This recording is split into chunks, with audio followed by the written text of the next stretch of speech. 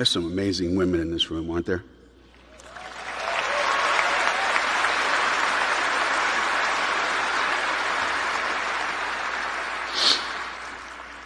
And you just heard from three of them. I'm Gino Auriemma, and I'm the coach of the UConn women's basketball program. And a lot of people are going to talk about basketball today. And I don't know that that's why I'm here. I'm not here for the basketball part. I tried to write a long, flowing speech about basketball, and I can't do it. There's too many thoughts in my head ever since Vanessa asked me to speak. Too many things that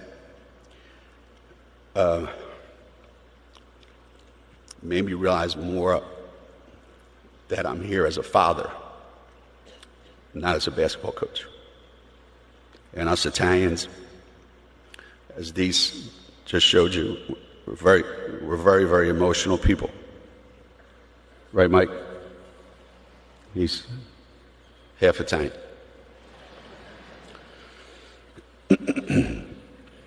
So the thoughts that I started to have after I was asked to speak were obviously about all the people that were on board. And if you're a father, a grandfather,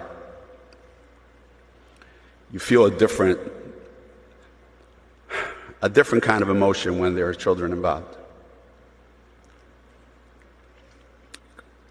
Because this is always about the children. We've lived our lives. We have a little bit left. They're just starting their lives. And then my next thought came to the original team that Kobe was responsible for. Natalia, Bianca, Capri, Vanessa. Because we're always teammates, you know? We're always on a team. Sometimes it's a big team, sometimes it's a small team. And that's the most important team. And Kobe and I shared some history. He started in Italy, went to Philadelphia, and then went to the limelight and the lights and glamour of LA. I was born in Philadelphia, went to Philly, and went to the cows up in Stores. That was a joke because there's no lights and there's no glitz and glamour in Stores, Connecticut.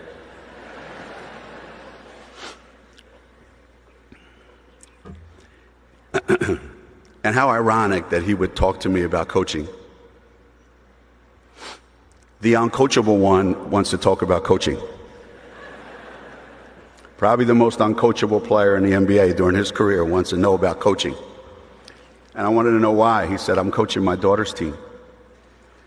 I said, oh my God, that poor kid. So when I watched highlights of her playing, and on about the third or fourth time she touched the ball, Gianna passed it when she was open. I thought, she's not listening to her father.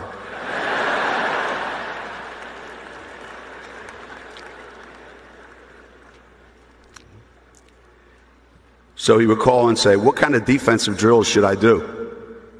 We have practice tonight. We're going to work on defense. What do you think is the most important thing in teaching man-to-man?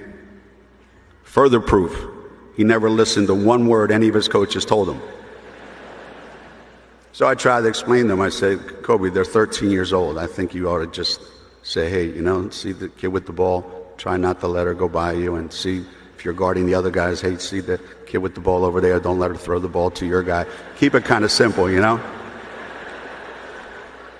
He said, no, I want to know, like, what are the rotations when they drive? I said, come on. So these are the conversations that we have both as basketball people and as dads who have ever coached their kids, if you've ever been in that situation, like a lot of people here in this room probably have been. And I remember when Gigi came, as you saw in that video, she came to our the very first game that she came to, and she came into the locker room. And here she is. And the look on her face, the smile, the way her eyes just took everything in, how excited she was to be around, in her mind, royalty. It's ironic. Her father's royalty. And she's excited to be around royalty that looks just like what she wants to be. And the most impressive thing about that point in time was how Kobe stepped as far back as he could. So anyone taking pictures, anyone there, would not know that this was Kobe Bryant's daughter. This was her moment. This is where her time to shine. This was her time to experience all the things that he's experienced his whole life. He was being dad. He wasn't being Kobe Bryant. And he was allowing Gigi to be Gigi, not Kobe Bryant's daughter. In today's day and age, that's a hell of a thing for parents to be able to do.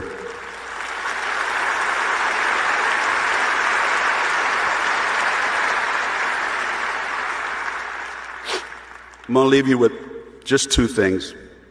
We got a letter. Oh, I got to tell you about, you didn't see it, but she did meet the Oregon Ducks women's basketball team. And they all gathered around and said, "You want to take your picture?" And everybody ran over, and Gigi goes, "Nah, I'm good." She knew where her heart was. And you know that little sarcasm, "I'm good."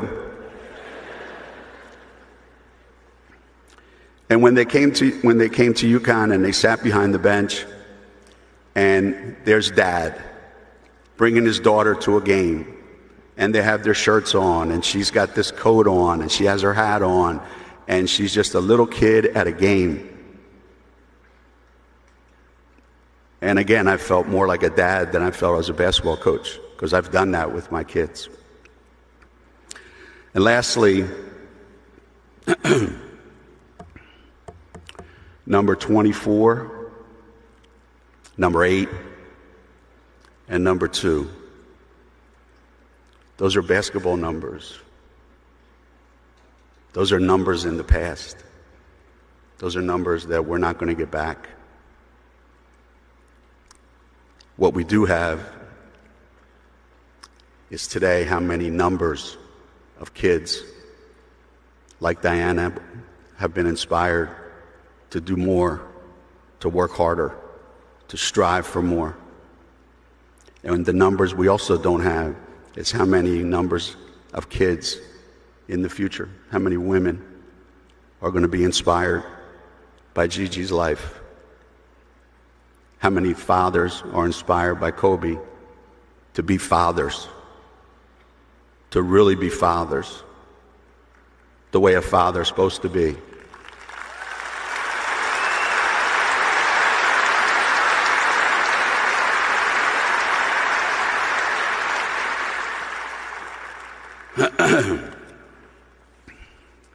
In this room, there is an incredible amount of talent.